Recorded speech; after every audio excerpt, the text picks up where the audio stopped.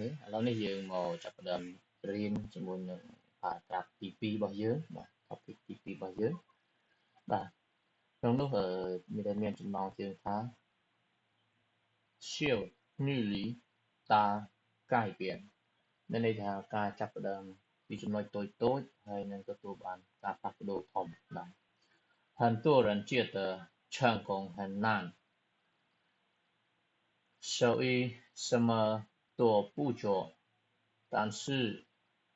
其实每天一点点努力就可以改变未来你不需要很快成功需要每天进步一点点今天学习一个曲明天多说一句话慢慢地你会发现自己越来越好所以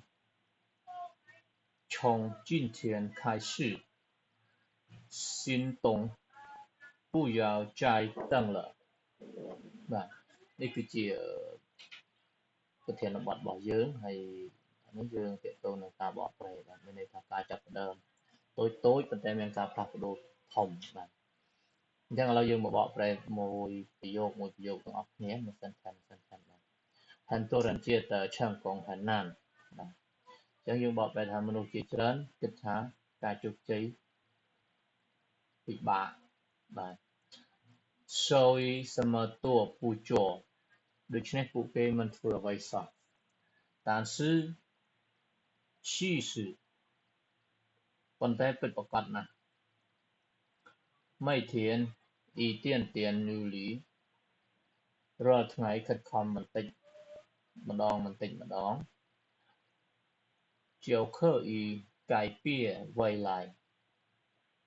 អាចផ្លាស់ប្ដូរអនាគតបាន你不需要很快成功អ្នកមិនចាំបាច់ជោគជ័យលឿនពេកទេ只需要每天进步一点点ត្រឹមតែបន្តអភិវឌ្ឍបន្តិចម្ដង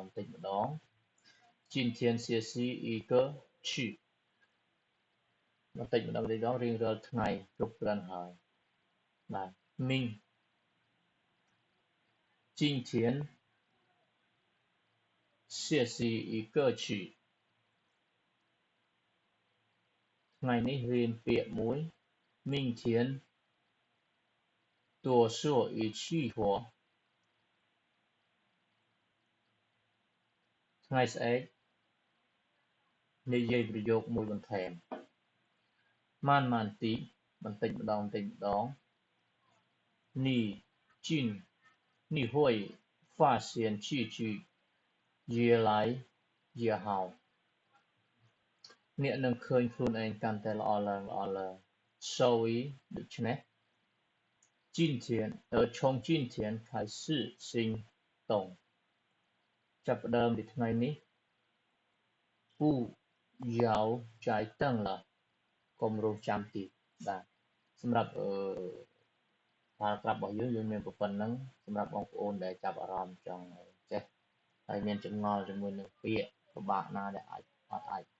ប្រែបានបាទអត់យល់អាចឆាតសួរឬក៏ comment បានហើយសម្រាប់បងប្អូនដែលចង់បានជាសៀវភៅប៉ុន្តែជាសៀវភៅប្រភេទ PDF ដែលបងប្អូនអាចយកទៅព្រីនដោយខ្លួនឯងបានឬក៏យកទៅមើលនឹងទូរស័ព្ទក៏បានចឹងណាចឹងបងប្អូនអាចទាក់ទងបានតម្លៃសមរម្យជូនបងប្អូនបាទអញ្ចឹងយើងមានតែប៉ុណ្្នឹងសូមអរគុណ